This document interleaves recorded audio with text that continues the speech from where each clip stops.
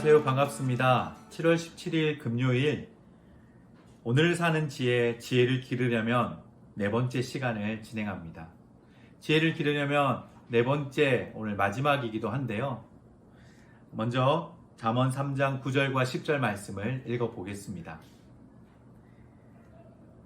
내 재물과 내 수확물을 첫 열매를 드려 여호와를 공경하라. 그러면 내 창고들이 차고 넘치게 될 것이며 내 포도주 통들이 포도주로 가득 찰 것이다. 지혜를 기르기 위한 네 번째 후이 드림입니다. 돈을 너무 사랑하고 돈의 힘을 과신하면 마음의 눈이 멀게 됩니다. 돈의 지배에서 벗어나려면 어떻게 해야 될까요? 성경은 잠언은 특히 많이 베푸는 게 최고의 방법이다라고 설명하고 있습니다. 3장 9절과 10절 말씀은 실제 수확물이 얼마나 될지 몰라도 작물의 처음 익은 열매는 일단 하나님께 바치고 가난한 사람들에게도 나누어 주도록 설명하고 있습니다. 오늘 이 본문의 이야기들을 가지고 팀 켈러 목사님은 아주 재미있는 예화를 기록해 놓으셨습니다. 한 농부가 목사에게 자신의 소가 뜻밖의 송아지를 쌍둥이로 낳았다며 나중에 팔아서 한 마리의 값을 교회에 헌금으로써 드리겠다라고 먼저 와서 고백합니다. 그런데 몇 주 후에 그 농부가 이렇게 다시 일러왔습니다. 목사님, 죄송하지만 주님께 바칠 송아지가 죽었습니다. 죽은 쪽은 꼭 항상 주님께 바칠 송아지였습니다.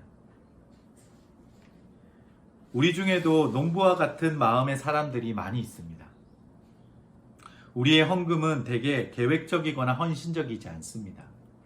쓰고 싶거나 꼭 써야 할 곳들에 다 쓴 후에 헌금을 드리는 경우가 많이 있습니다. 지혜로운 자가 되기 위해서는 내 안에 지혜를 기르기 위해서는 후히 드리는 연습이 필요합니다. 무한하신 예수님은 남은 것만이 아니라 그분의 전 재산과 목숨까지도 우리에게 주셔서 우리를 구원해 주셨다라는 사실을 기억하셨으면 좋겠습니다. 지혜의 다섯 번째 특징이자 수단은 삶의 역경 및 고생과 고난과 관계되어 있습니다. 잠언 3장 11절과 12절 말씀을 읽어보겠습니다. 내 아들아, 여호와의 징계를 멸시하지 말고 그의 책망을 언짢게 여기지 마라. 여호와께서는 자신이 사랑하는 자들을 징계하시되 아버지가 사랑하는 아들에게 하신 것과 같이 하신다. 후히 베풀며 살면 궁핍이 아닌 더 풍성해질 수 있다고 10절에서 분명히 약속해 주셨습니다.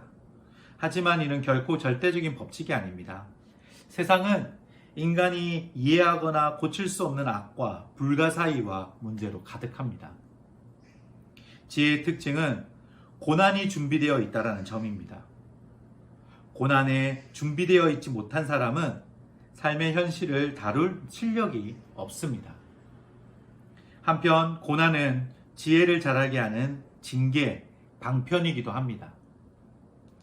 고난으로 우리는 하나님과 가까워져 더 강인하고 사랑이 많아질 수 있습니다. 그리고 반대로 그분으로부터 멀어져 마음이 완고해질 수도 있습니다. 그렇다면 고난에 어떻게 반응해야 될까요? 우리는 고난을 영적 성장의 수단으로 자애로운 하나님의 계획의 일환으로 받아들여야 합니다. 고난 중에 원망하기보다 그분을 신뢰하는 자세를 품으면 됩니다.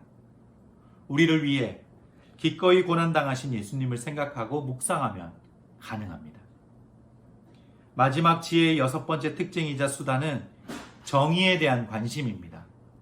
잠언 3장 27절과 28절 말씀을 읽어보겠습니다. 내게 행할 능력이 있거든 도움이 필요한 사람에게 기꺼이 도움을 주어라. 내게 지금 물건이 있다면 내 이웃에게 갔다가 다시 오게나. 내일 주겠네라고 말하지 말라. 이웃에게 베풀어야 할 선은 경제적, 물리적 필요를 채워주는 실제인 원조를 뜻합니다. 이 선은 자선의 문제가 아니라 이웃이 마땅히 받을 몫이라고 잠언에선 설명하고 있습니다.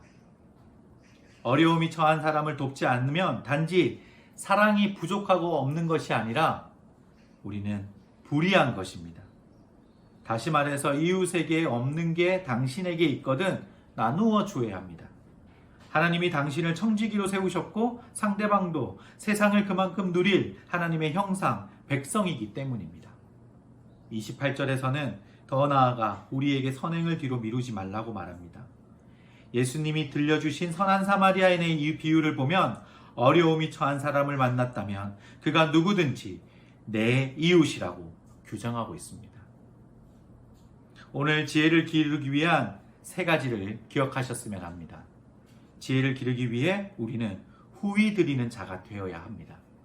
하나님도 우리에게 계산하지 않고 후히 주셨음을 기억하셨으면 좋겠습니다.